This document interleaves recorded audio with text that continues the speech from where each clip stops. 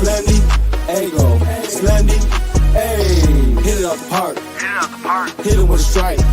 From the national anthem to the bottom of the night. I'm in Slendy, Ego, Slendy, Ego, Slendy, Ego, Slendy, hey. You already know what's up. What's that? Another home run. But you know the job ain't done till we hold that trophy up. Hey. What's up, everybody? Welcome to episode 419 of the Talking Friars podcast and YouTube show. Ben Fadden with you here. It is June 26, 2023.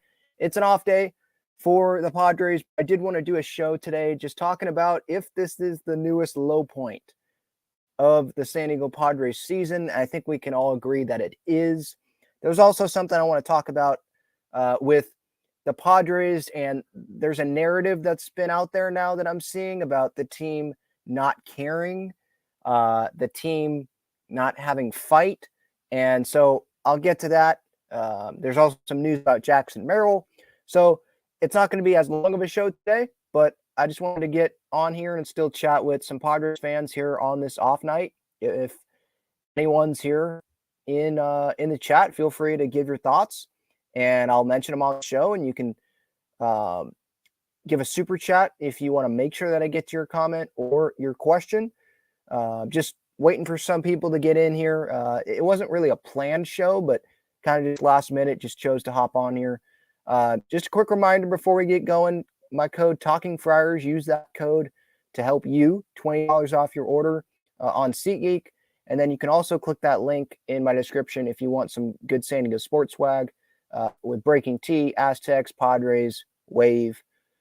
So let's get started. So the low point thing. Yeah, I think it's the low point. We have reached the new low point of the San Diego Padres season. I think that the low point before this series lost to the Nationals was the Kansas City Royals series. But here's the thing. Like, sure, that series loss was bad. It was at home as well. But that series loss happened in mid-May. This series loss happened to the team that has the worst record in the National League, a couple guys that you traded to the Nationals to get Juan Soto, and it happened with the calendar closer to October, and the Padres are still at the same place that they were at when they lost that Royals series. That last loss in the Royals series, when they dropped 2 out of 3 there, that second loss in that series, that got them to 4 games under 500. I believe it got them to 20-24. Again, that was on May 17th, mid-May. This one yesterday, that got them back to 4 games under 500. So the same spot in terms of where they are under 500, same spot, just further down the road. And so now they have less time to make up this ground. And I think it's pretty bad when, I know the first game, if I remember correctly, of that Royal series, they scored a good amount of runs. But Manny did get hurt. I know he wasn't playing well, but he did get hurt, I believe, in that first game of that series. Here, like, they had a better first game than that Royal series. They smashed the Nats. And then they come out the next day and get shut out. And then the next day, they were down, 8-1 at one point, and it felt like the game was over there. Some may have felt that the game was over when it was 1-0.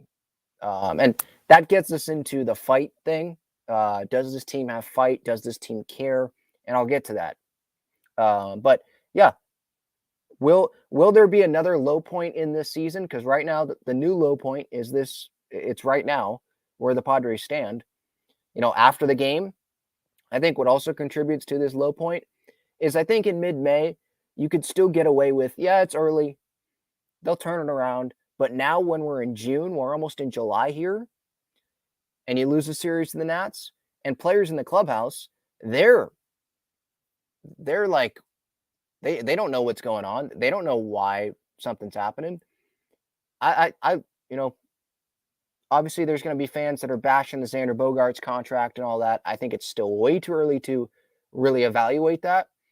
But I do love his honesty in the post-game scrums in the clubhouse. You see the videos Marty Caswell posts on her YouTube, and you can see just the visual expression on him yesterday after the game, and he was just like almost at a loss for words. He sounds like a Padres fan. The way he was talking, and I like that obviously as a Padres fan, a player. I think Musgrove does it too, but some of the guys, right? They love to say, "Yep, just gotta keep playing baseball," right? Manny loves to say that. Soto was saying that yesterday. Some just resort right to that. But Bogarts, he was like, "No, we're playing the Nationals. I mean, come on. We got to win games that we should be winning." He said before the series started that, yeah, the Padres, they should be hammering these teams like the Nationals, like the Pirates, teams that they should beat, teams that don't have the playoff aspirations, right? And here's the Xander, part of Xander's media scrum yesterday in the clubhouse. Again, this is from Marty Caswell. This is what I posted on social media. And this we can transition into the lack of fight thing because Xander does touch on that. I don't even feel any of that, Maybe trying to do too much might be one, Come on, man. We're playing the Nationals. We're tied the series 1-1. We're down 1-0. I mean, who don't want to score a couple runs to get us back in the game and get us on board, So, is it bad to do too much? I mean, I really don't. I don't think so, man. I might be wrong, but I don't, because I don't go up to hit and be like, oh, I just get out this at bat, just for shits and giggles, no? So it's tough and it's frustrating, but yeah, can't lose against teams that don't have. I mean, I don't think they have playoff aspirations. I mean, they obviously have a young team and they fight. They do fight, but I wouldn't say anyone picked the Nationals to be in the playoffs. So you have to be the teams that you have to beat. Yeah, there you go. Like, he's honest. Like, come on, we're playing the Nationals. Got to beat the teams you have to beat. I don't go up there, saying, yeah, I'm not going to try this at bat for S and giggles. No, like, he cares. He's one of those guys that you can definitely tell cares. And I saw some on social media like, well, he's just lying, good lie. He's already got his money. Come on. If you really see what Xander Bogaerts is doing and how hard he is trying, right? Having the iPads late in the morning or early in the morning, I guess, late at night, bringing him back to his hotel room, just trying everything that he can to get his swing back right.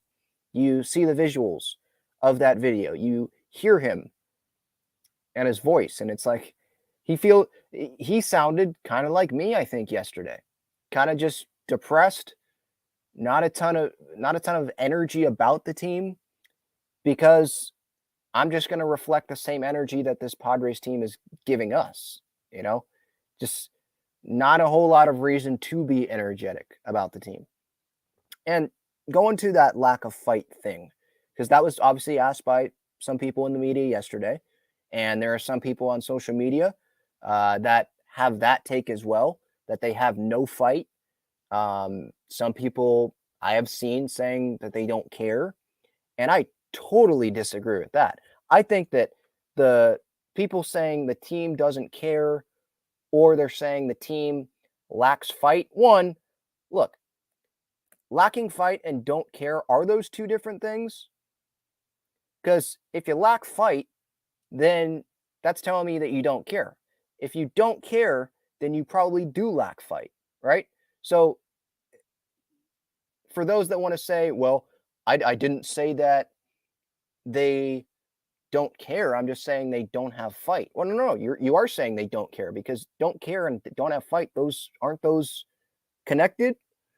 So for those people that are saying that, I totally disagree with that. And here's why. Yes, their record in one-run games and when they're behind, it's bad. I understand that. But maybe it's because just this offense is not a very good offense this year.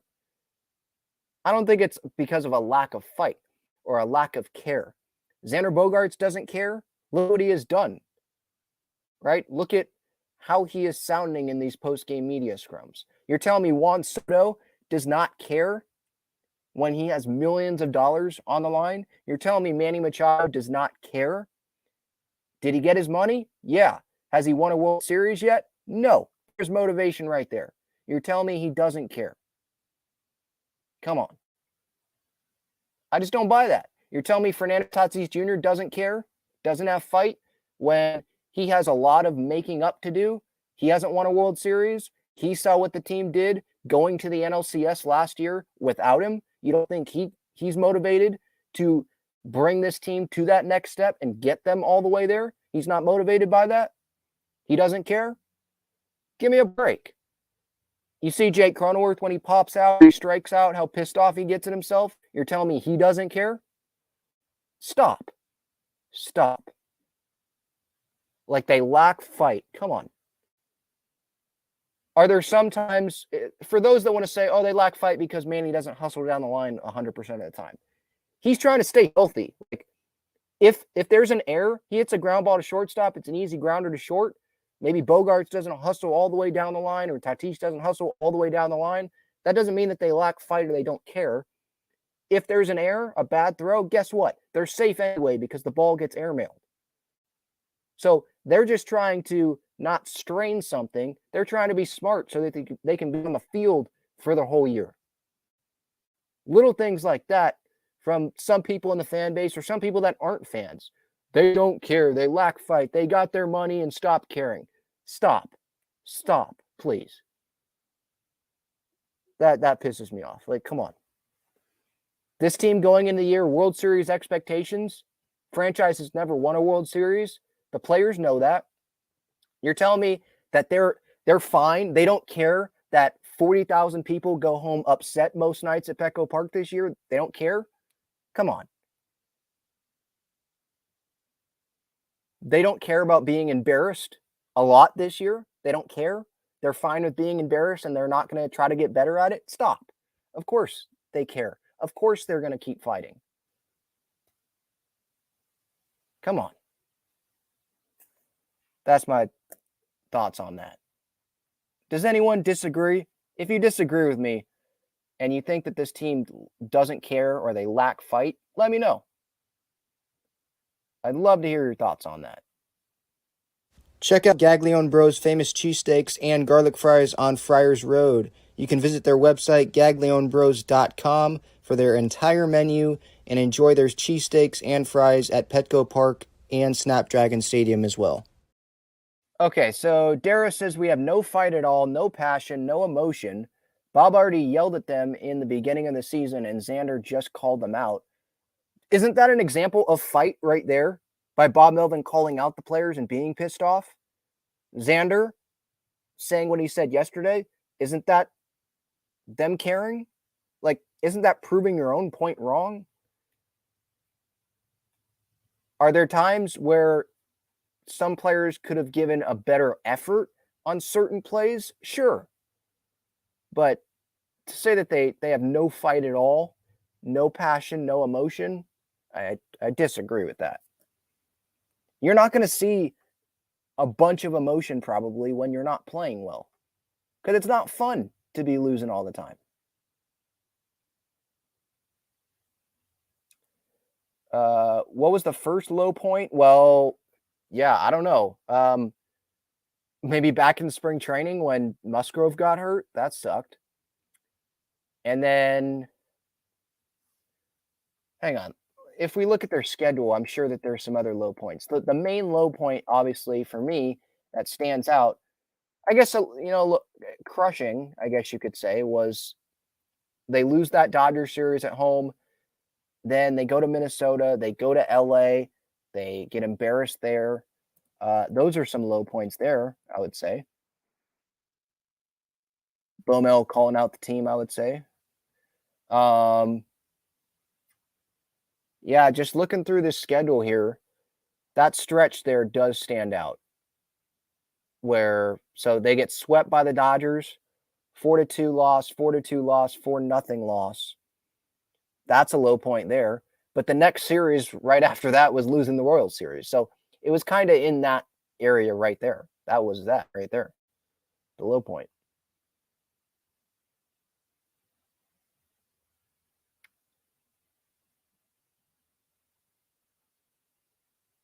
Someone says here Bogaerts has no room to talk. He hasn't done S. What about the first 30 games of the year where he got on base in every game? He is one of the bigger salary guys on the team.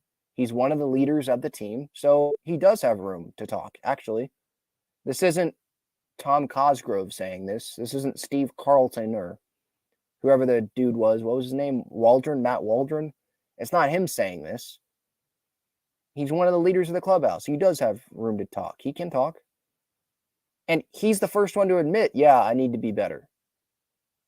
That's accountability right there. That's caring.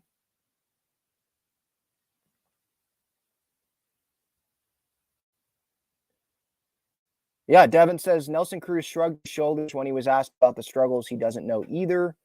Yeah, I mean, what are the players supposed to say now, you know? It's so far into the year, they can't resort back to, it's early. Some players resort to the Manny thing, right? It's baseball. Got to keep playing baseball. But, you know, sure, maybe you want some more fire from guys in the post-game media scrum, but is that really going to make you feel better?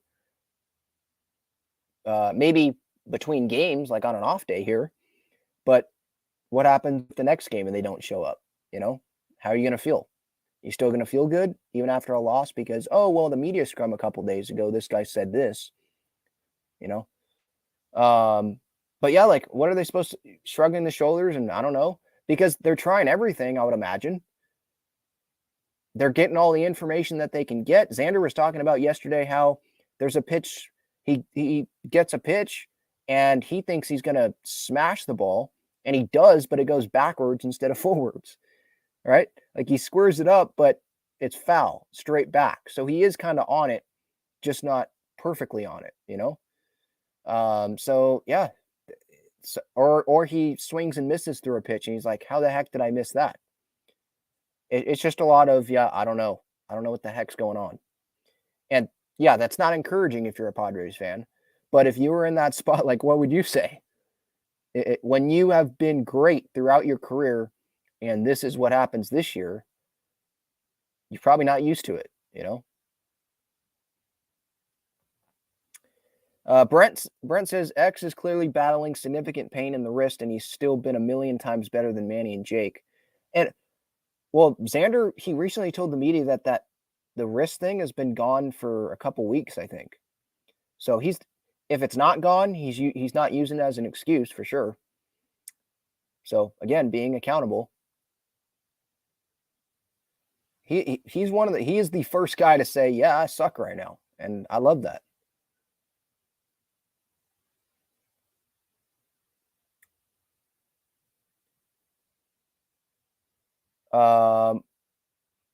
Raul says there's no dog in them, probably a lack of strategy to make a comeback in behind games. When you say there's no dog in them, yeah, it's easy to say that when they're losing, right? Like, oh, there's no dog in them because the results aren't there.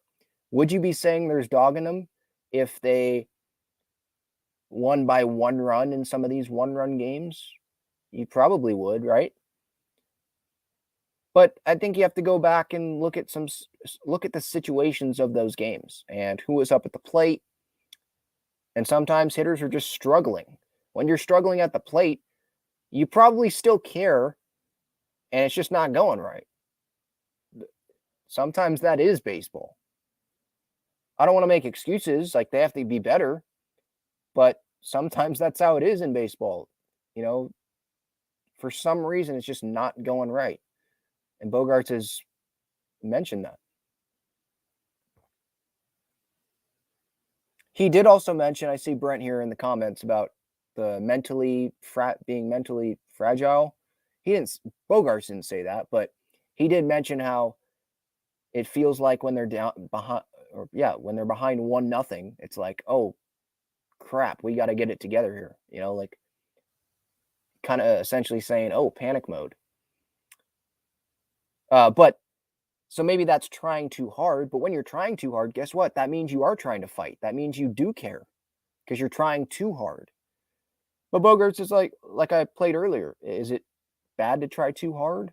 In baseball, it probably is, but that does mean you care. That does mean you are fighting. If you're if you weren't trying hard enough, okay, then you could say that, yeah, they don't care. But that's not what's happening here. I think we're seeing that some of these guys are pressing. But pressing means you care. You're not pressing if you don't care.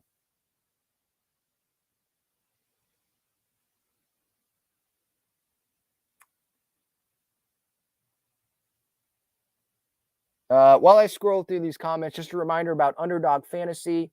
You can click that link that is in my description and use the code Talking Friars, and you can get a deposit match up to $100 there if you have not used Underdog Fantasy before. It is great. And I'll have my pick 'em for tomorrow's game tomorrow during the pregame thoughts. I have my Underdog Fantasy pick. Either I do it in the video or sometimes I forget, and so I have to do it in the description. But I do have a pick every day on those pregame thoughts. So hopefully that pick can do well tomorrow. Don't know what it'll be. Darvish is on the mound tomorrow, so it might be strikeouts, or I might go with someone on offense.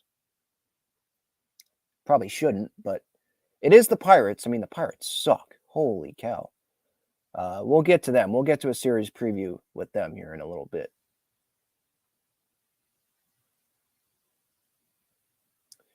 Devin says, do you think the Cronenworth extension was unnecessary? Honestly, I think extending Kim would have been better because he's playing good at the moment. Yeah, but when they extended Croney, guess what? He was coming off a postseason where he had the biggest hit in franchise history at Petco Park, right? Like, back-to-back All-Star when they extended him. Did they need to do it? No. But this is also a thing that pisses me off. There's some Padres fans that sat there when the Cronenworth extension happened and were happy about it and said, this is a bargain. Oh my gosh, this is great. Another extension. And now they're saying, you didn't have to do it at the time. That was a stupid move. You can't do that. You can't do that. That's so out of one part of your mouth, you're saying this was a great deal. And less than a year later, you're saying they shouldn't have done that. You have to look at it from the time that you can say that, yeah, this deal doesn't look great right now because of the way he's playing and they didn't have to do it. But you can't say it was a stupid deal if you thought it was a good deal at the time. It's not like it was 5 years ago. It was at the beginning of the season when you thought it was a good idea. So less than a year, we're not even at the All-Star break. And some people are saying that was a stupid contract, never should have given it out, didn't have to do it. When you were saying at the beginning of the year when this contract extension was handed out, this is a great deal. Like, come on. That doesn't make sense to me. But yes, Cronenworth extension was not necessary at the time, but the Padres, they probably wanted to get him at a lower price, lower AAV. They're big on that. We know AJ's big on that. And Seidler probably has something to say about that. Not needed, but they wanted to get that AAV down. And Cronenworth is one of the leaders on the team. He is a back-to-back All-Star. He's a guy that plays every day. And going into the year, he was going to be one of the big guys on this team. He still can be, but he's one of the big reasons right now is why the Padres are 4 games under 500. He has not been good this year, for sure. He would say that too. He's pretty honest too about, yeah, frustrating. I'm sucking right now. He does that too.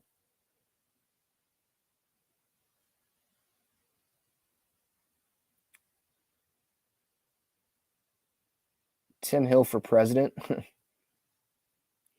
Yeah, not the best outing for Tim yesterday, but hopefully he can bounce back.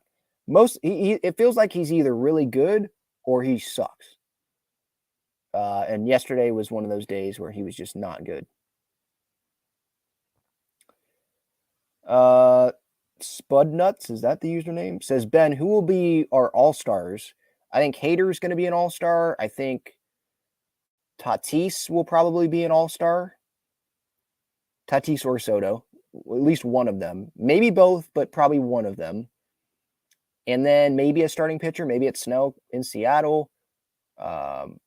Don't know about Waka with his health. I mean, he should be available for that Cincinnati start coming up, which is good. But we'll see with him. But maybe Snell goes. But I would say you know, I'll probably guarantee that they'll have at least 2 All-Stars. Not as many as we thought going in the year, that's for sure. We thought maybe they'd get like 5, right? Maybe more than that. But yeah, that's not happening this year, for sure.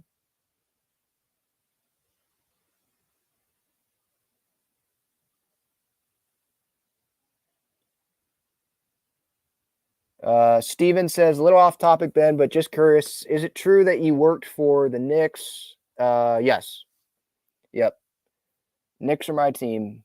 Yep. When I was at St. John's in New York, I worked for them.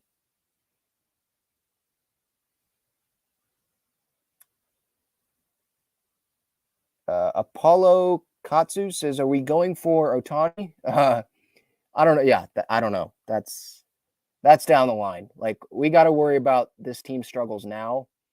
And if the Padres don't win this year, then why would Ohtani want to come, right? If the Angels don't win this year, is he going to go back to the Angels? Probably not. So we'll see. We will see about that. I know if Preller's here, he's going to go hard after him. And I'm sure Seidler wants him. But there is that talk about the debt, right? And will the attendance be as good as they expected it to be if this team sucks the rest of the way? At the end of the year, is the attendance still going to be sellouts all the time? Probably not. So we'll see. They are losing money.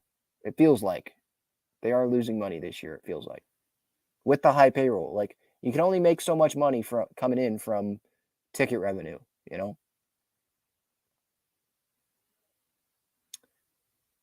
Charlie said, no one said the Cronenworth deal was great. Absolutely no one. I totally disagree with that. There were multiple people that said that was great. It felt like a lot of the fan base was happy about it. So I disagree with that.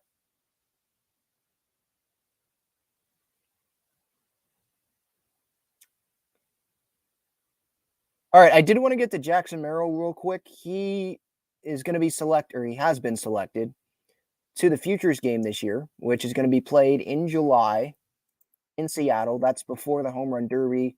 I think the day before the Home Run Derby. They have that, and then I think after it, they have the celebrity softball game, which, come on, that thing could be better than what it is. There's a lot of names on there that I've never heard of for that celebrity game. But Futures game, Jackson Merrill, number 1 prospect, obviously, for the Padres. And the last Futures game last year, remember, that was Robert Hass III at Dodger Stadium. He ends up getting traded. Will Jackson Merrill get traded after being in the Futures game this year for the Padres? We'll see. I would say no. I'm very confident that he's not going to get traded because you need someone to come up at some point, right? One of these young guys that has a low salary. But maybe Preller feels like his job's on the line and is like, you know what? I got to make this move. Now, should Peter Seidler approve that move if he knows that this is probably just a desperate move on Preller's part? Probably he probably shouldn't approve that move to trade Merrill. But we'll see. I don't expect him to be traded. Salas isn't going to be traded. I don't know what's available in that farm system really for the Padres to trade like a top-notch prospect. Those guys all went in the Soto deal. And a lot of the roster that Preller brought in this year, it was like these guys are pretty much, we're riding and dying with these guys, right? Look at the starting lineup. Manny, is he going anywhere? No. Is Tatis going anywhere? No. Is Bogarts going anywhere? No. Is Kim might get traded, but is Crony going anywhere? No. Is Soto going anywhere? No. Grish could get traded or go to the bench and they have Tatis play center and bring in someone else. But the majority of their lineup is here to stay. They're not going anywhere. So it's on, mostly probably, it's going to be on the guys that are on this team to play better than they have played. End of story. And if it doesn't happen, then they're probably not going to be a postseason team. Any news on Suarez? I know he was in the bullpen recently. Yeah, that's the latest update was he threw a bullpen, I think, over the weekend. And then he's going to be throwing on Tuesday, I think, with Tom Cosgrove in Arizona. So he's throwing off a mound now, which is good. It's progress. don't know when we should expect him back. I don't think there's like a firm timeline on him or anything. So we'll see what happens there.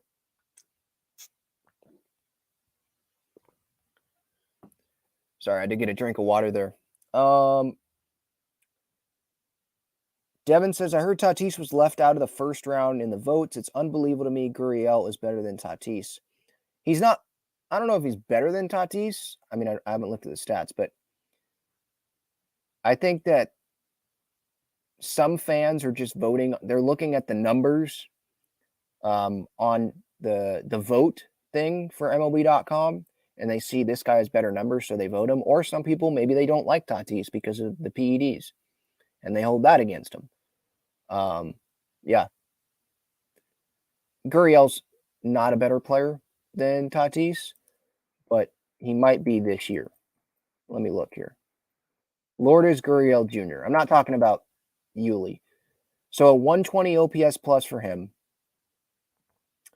11 home runs. Tatis has more home runs than that, right? 15 home runs. A 148 OPS plus. Like, Tatis has a 3.7 WAR. Gurriel is a 1.5. So, yeah, I don't know why that's the case. If Gurriel got more votes than Tatis, that doesn't make sense to me. Probably just a lot of haters, people that don't like Tatis, and so they just don't vote for him. That's a fan vote. The starting thing, that's a fan vote.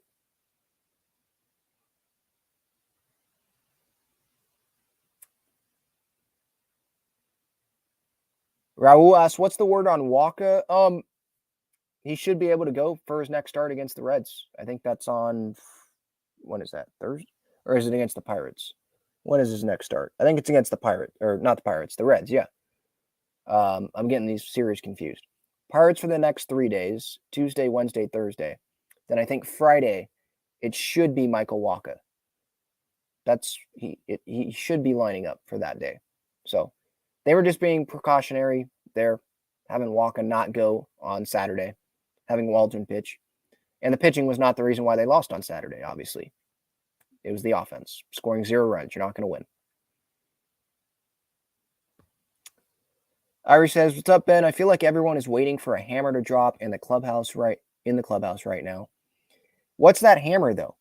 A coach to be fired? Bob Melvin to be fired? That's not going to happen. Don't hold your breath on that. Melvin's not getting fired. I would be shocked if he got fired. Because if he got fired, guess what the players would say? They'd be pissed off about that because they know it's on them. It's not on Bob Melvin. Like Manny has said that too. He just said that before the series started over the weekend. They know it's not on Bob. He's made some bad mistakes this year. Sure, but every manager has. I guarantee you, even the best team in baseball, someone has made a mistake there. It happens. You can't get every one right. You know? Hindsight's so easy to use. So, yeah, I don't know what hammer they're waiting to drop for, if that's what they're waiting for. Is the hammer like the standings, them being farther back in the standings, and they're like, oh no, look at the standings. I don't even know if the players look at the standings. They know they're not playing well.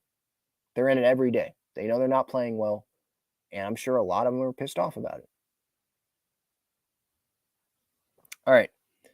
I did want to get to one other San Diego sports topic here. Talking about San Diego State basketball. San Diego State basketball team, they landed a 6'11" basketball prospect. His name, Magoon Glover. Hopefully, I probably botched the name, but this guy could be a steal. I'm reading this from Mark Ziegler's article here that was published yesterday. And San Diego State, right? They're a team a program that does find some of those diamonds in the rough, right? Guys that were overlooked a little bit. And on Sunday, they got a commitment from this 6'11" prep player, I believe, Veritas Prep. I think that's how you say it. I believe that was in the LA area. And he has graduated high school, will be eligible immediately for the 2023-2024 season. But San Diego State might choose to redshirt him. He does need to get stronger. I'm reading from this article from Mark Ziegler. But his coach, George Zidane, says he's oozing with potential, just scratching the surface, And the Aztecs, they were looking for one more big man. Now, if this guy redshirts, maybe they're looking for another one, but this is a big man. 6'11", and there were other schools that San Diego State beat out for him. USC was one of those schools, multiple schools. And so this could end up being a steal. We'll see. Villanova, St. Mary's, they were pursuing him as well. And it seems like Guathy's going to be enrolling into San Diego State some of the summer classes to get started there. And he'll be on campus with the rest of the basketball team. So there's a commitment there. And so there were 2 scholarships available for the team for next year. Now I would assume that's 1. So there's 1 more. And Dutcher, in the past, he has not filled all of the spots. So maybe he leaves that spot open. And this guy ends up getting playing time. So we'll see. But obviously 6'11", that's a pretty unique skill set there. Someone looks like he can shoot the 3 as well. That's what I'm reading. Can shoot the 3, willing passer, can handle the basketball at 6'11". That's pretty dang unique there. So we'll see. We'll see what happens. The Aztec season, I can't wait for this season. It's gonna be nuts. Obviously, the first game of the year, when they're raising the banners, and Lamont's going to be there, obviously, because he's playing on the team. They'll probably have former players back from this last year's team that aren't on the team this coming year. That's going to be great. And then just the expectations for this year. I don't think we should probably be expecting them to go to the Final Four again. But the expectations should still be high. They should be high for sure. I don't think the expectation should just be, yeah, let's get into the tournament. Let's win a game. I think the expectation should probably be, yeah, let's get to the Sweet 16. I think that's a solid expectation to have, and then you'll see what happens after that. So Guath, he should be the 3rd incoming freshman in this class. BJ Davis and Miles Hyde are the other 2 freshmen. And so there's some other big men on the roster.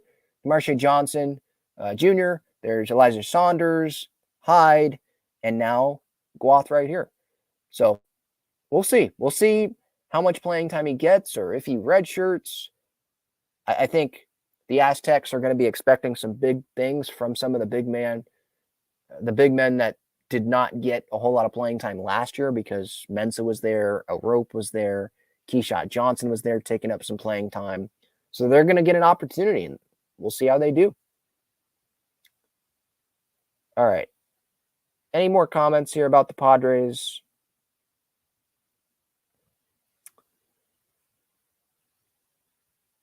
Let's see here. Irie says, I think everyone is expendable besides Ethan Salas at this point, and of course the ones that we have on contract already. Maybe. I think Merrill could get dealt, but that has to be a massive return for the Padres, I would think, right? And going into this year, we thought that the Padres were like done. They should have enough talent. They should not have to go get another Juan Soto. They should not have to go get another superstar player. At the deadline, we thought, yeah, maybe add starting pitching or something. Maybe another bat, like small bat. Not some like superstar player. And you can make the case that right now they probably need a few of those smaller bats. Maybe not a superstar, because they got the superstars on the team. They need to be better. I don't think it's adding another superstar. I think it's adding a guy that can play the corner outfield. And so Tatis can move to center if the Padres don't want to have Grish there. I think maybe the catching position, we'll see what happens there. And I think DH, adding another bat, and that probably comes from the corner outfield spot. You know, a guy that can DH and be a corner outfielder. Or they bring in a first baseman and end up releasing Cruz or something, and they have Crony play second, maybe some limited playing time for Kim, or they have limited playing time for Crony. I find that hard to believe, but that's probably something that's being thrown around, that they'll just have Kim and Crony split some time at second base if they get a first baseman. But I would imagine that there's not a lot of great first base options out there because the best first baseman in baseball, you look around. I know Goldschmidt's name's going to get thrown out there, but the Cards, they're not moving him, I wouldn't think. The best first baseman in baseball, right? The Freddie Freemans of the world, like they're on contending teams. Matt Olson, they're on contending teams, so they're not going to go anywhere. So it feels like the moves that will be made will not have to cost Jackson Merrill. Padres won't have to give him up for those moves, but they'll probably have to deplete some of their farm system. Because who on the major league roster do other teams want? And I'm talking about if the Padres are buying, like sure they want Josh Hader, but that would be the Padres selling. Who would other teams want that's on the major league roster that would make sense to trade to that team to go get someone, right? To be a buyer.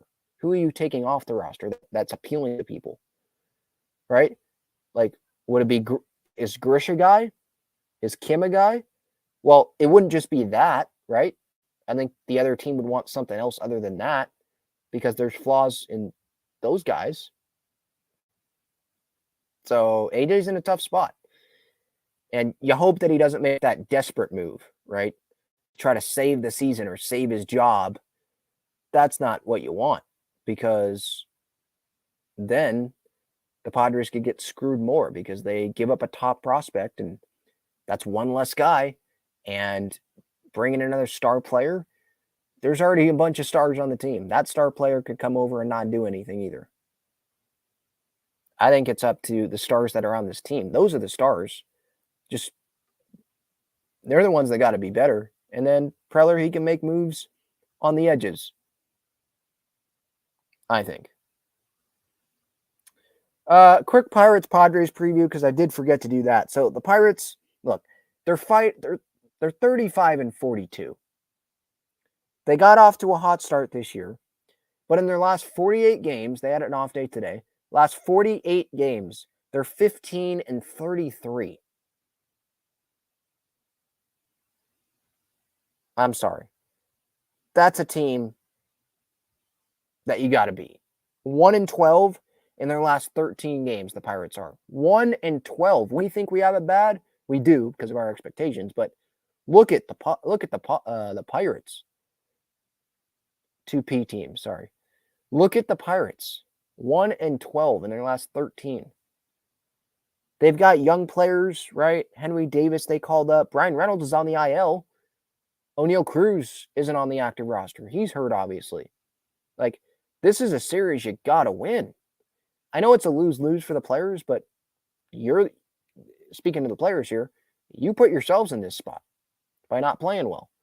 It's a lose-lose situation because if you win the series, we're going to sit here and say, well, it's the Pirates. Of course, you're supposed to do that. Now, do it again. Do it against the Reds, who are a better team. Do it again. If you lose the series, we're going to be on them, obviously. How do you lose a freaking series to the Pirates after you just lost a series to the Nats? What are we doing here? You lost a series to the Royals as well earlier in the year. Like, come on. So it's a lose-lose situation, but still got to win the series. They put themselves in this spot. So Darvish against Rich Hill on Tuesday at 4:05. Snell against Mitch Keller, 4:05 on Wednesday. And then Thursday, series finale, Musgrove against Luis Ortiz, 9:35 a.m. Ortiz had a really good start his last outing. You have Darvish, Snell, and Musgrove pitching in this series. Snell and Musgrove, they're pitching really good right now. You have to win this series. And I know we said that going into the National Series. Time's ticking. And so if there's a meter, like 1 to 10, how much you have to win this series, it keeps going up, series by series. Whatever it was at for the Nats series, you have to win this series. Do you have to? The need for that, it's higher. It's closer to the 10, right? So, yeah, it'll be real disappointing if they drop this series in Pittsburgh to the Pittsburgh Pirates. 35-42 in that division. 1-12 in their last 13 games. I think Hedges is their backup catcher now. Yeah.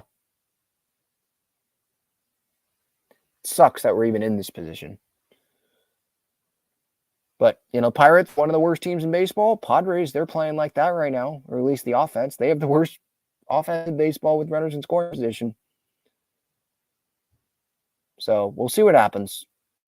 But again, the players put themselves in this position to be in a lose-lose situation for this series. All right, that's going to do it. Talking Friars episode 419. Thank you, everyone, for the time. Have a great rest of your night, or Have a great rest of your day if you're listening this on Tuesday before this Padres Pirates series. Pre-game thoughts before the game on YouTube as always, and post-game reaction as always on YouTube as well. Again, thank you everyone for the time, and I'll talk to y'all later. See ya.